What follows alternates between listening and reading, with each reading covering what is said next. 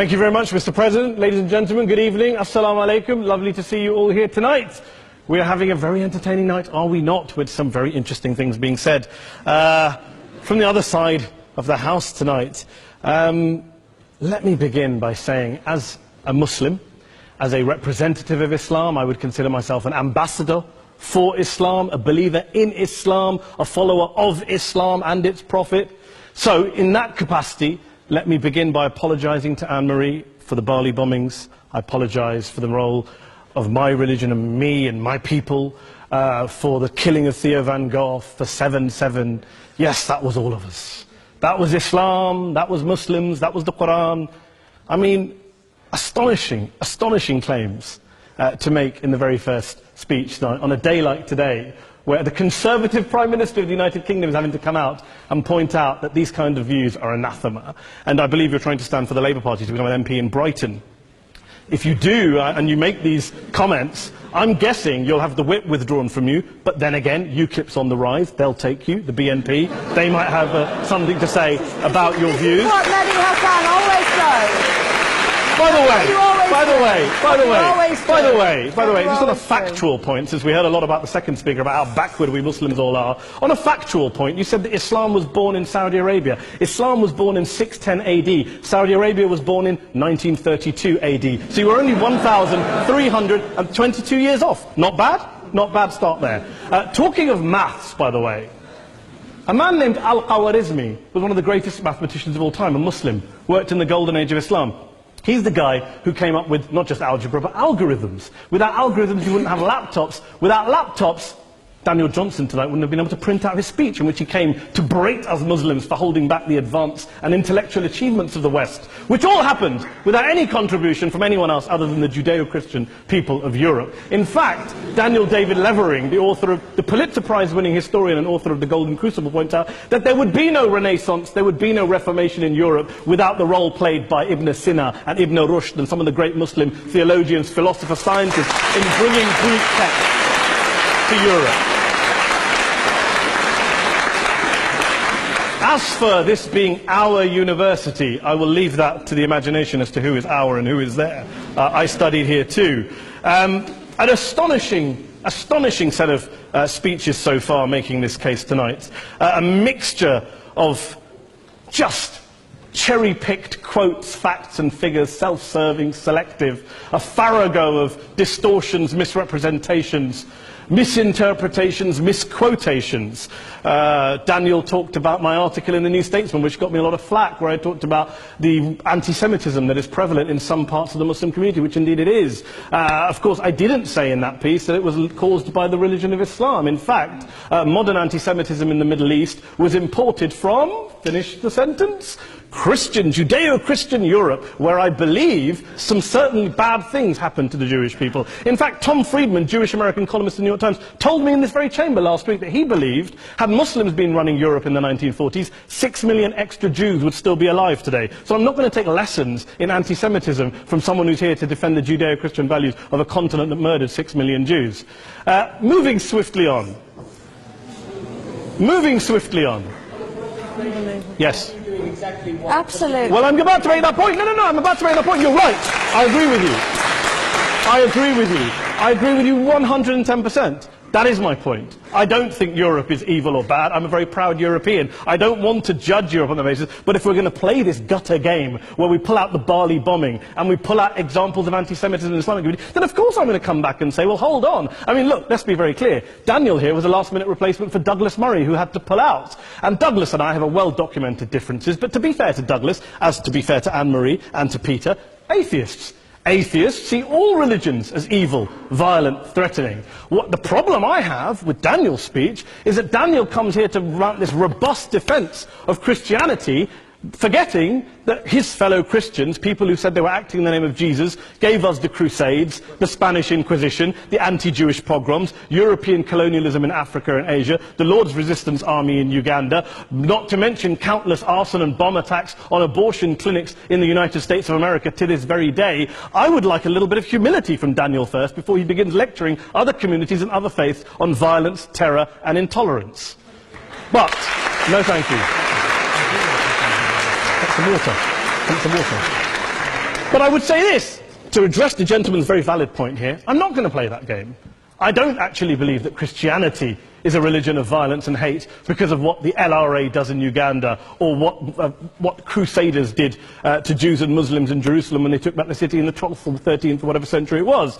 I believe that Christianity, like Islam, like pretty much every mainstream religion, is based on love and compassion and faith. I do follow a religion in which 113 out of the 114 chapters of the Quran begins by introducing the God of Islam as a God of mercy and compassion. I would not have it any other way. I don't follow a religion which introduces my God to me as a God of war, as some kind of Greek God of wrath, as a God of hate and injustice. Not at all. As Adam pointed out, you go through the Quran and you see the mercy and the love and the justice. And yes, you have verses that refer to warfare and violence. Of course it does. This is not a motion about pacifism. I'm not here to argue that Islam is a pacifistic faith. It is not.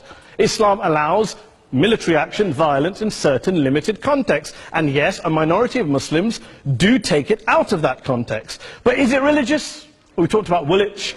Daniel and Anne-Marie have suggested that it's definitely religion that's behind all of this. Well, actually, what I find so amusing tonight is we're having a debate about Islam. And the opposition tonight have come forward. We have a graduate in law, a graduate in modern history, a graduate in chemistry. And, you know, I admire all of their intellects and their abilities, but we don't have anyone who's actually an expert on Islam, a scholar of Islam, a historian of Islam, a speaker of Arabic, even a terrorism expert or a security expert or a pollster, let alone to talk about what Muslims believe or think. Instead, we have people coming here, putting forward these views, putting forward these sweeping opinions. Listen to Professor Robert Pape of the University of Chicago, one of America's leading terrorism experts, who, unlike our esteemed opposition tonight, studied every single case of suicide terrorism between 1980 and 2005, 315 cases in total. And he concluded, and I quote, "There is little connection between suicide terrorism and Islamic fundamentalism or any of the world's religions. Rather, what nearly all suicide terrorist attacks have in common is a specific secular and strategic goal to compel modern democracies to withdraw military forces from territory that the terrorists consider to be their homeland." And the irony is, when we talk about terrorism, the irony is that the opposition and the Muslim terrorists, the Al-Qaeda types, actually have one thing in common. Because they both believe that Islam is a warlike, violent religion. They both agree on that. They have everything in common. Osama bin Laden would be nodding along to everything he's heard tonight from the opposition side. He agrees with them. The problem is that mainstream Muslims don't. The majority of Muslims around the world don't. In fact, a gentleman here started quoting all sorts of polls. Gallup carried out the biggest poll of Muslims around the world, of 50,000 Muslims in 35 countries. 93% of Muslims rejected 9/11 and suicide attacks. And of the 7% who didn't, they all, when polled and focus groups, cited political reasons for their support for violence, not religious reasons. And as for Islamic scholars and what they say, well, Daniel talks about our University of Oxford. We'll go down to Oxford Centre for Islamic Studies, get hold of a man named Sheikh Afifi al-Akiti, who is a massively well-credentialed and well-respected Islamic scholar, who has studied across the world, who in the days after 7/7 published a fatwa denouncing terrorism in the name of Islam, calling for the protection of all non-combatants at all times, and describing suicide bombings as an innovation with no basis in Islamic law. Go and listen to Sheikh Tahir al-Qadri, one of Pakistan's most famous Islamic scholars, who published a 600-page fatwa condemning the killing of all innocents and all suicide bombings unconditionally without any ifs or buts. There's nothing new here. This is mainstream Islam, mainstream scholarship, which has said this for years. You don't go out and kill people willy-nilly in the high street or anywhere else, on a bus or a mall, based on verses of the Quran that you cherry-pick without any context, any understanding, any interpretation, or any commentary. Point of information. Please. What about stoning women, for example, in such Well, It doesn't happen, apparently. I didn't say it doesn't happen at all. I never said it didn't happen. I don't blame Islam. Yes, it's a very good point. And a lot of us are campaigning against that. And we're campaigning against it in the name of Islam. We're campaigning against it in the name of various interpretations of Islam. Anne-Marie comes and scares us with her talk of Sharia law. I would like to see the book of Sharia law. It doesn't exist. People argue over what Sharia law is. And you empower the extremists by saying there is only one version. You empower them all. I don't believe you took any interruptions, Anne-Marie, so I think you should stay there for a moment. Several countries. Here's what we're dealing with. Here's what we're dealing with. We are dealing, I took your point. Here we are dealing with a 1400-year-old global religion, followed by 1.6 billion people in every corner of the world, a quarter of humanity, of all backgrounds, cultures, ethnicities, and yet the opposition tonight wants to generalize, stereotype, smear, in order to desperately win this debate. And here's my question, if we're going to generalize and smear. If, okay, people say yesterday's bombers, and we've got to be careful, there's a trial going on, were yesterday's attackers, motivated by Islam? Big debate. I don't believe they were. Let's say they were. Let's say Faisal Shahzad, the Times Square bomber, was motivated by Islam. Let's assume, for sake of argument, that Richard Reeves, the shoe bomber, was motivated by Islam. If Islam is responsible for these killings, if Islam is what is motivating these people, and Islam is therefore not a religion of peace, a religion of war, then ask yourself this question: why aren't the rest of us doing it? Why is it such a tiny minority of Muslims are interpreting their religion in the way that the opposition claim they are? Let's assume there are 16,000 suicide bombers in the world. There aren't. Let's assume there are for the sake of argument. That's 0.001% of the Muslim population globally. What about the other 99.99% of Muslims who the opposition tonight either ignore or smear? The reality is that the rest of us aren't blowing ourselves up tonight. The reality is that the opposition came here tonight not worried about the fact that me and Adam might pull open our jackets and blow ourselves up tonight because we're followers of a warlike warrior religion which wants to take over Europe and Daniel's university. The issue is this. The issue is this. Unless the opposition can tell us tonight, and Peter Atkins is here, one of our great atheist intellectuals, can tell us tonight, can answer this question tonight: why don't the vast majority of Muslims around the world behave as violently and aggressively as a tiny minority of politically motivated extremists? Then they might as well give up and stop pretending they have anything relevant to say about Islam or Muslims as a whole. Ladies and gentlemen, let me just say this to you. Think about what the opposite of this motion is.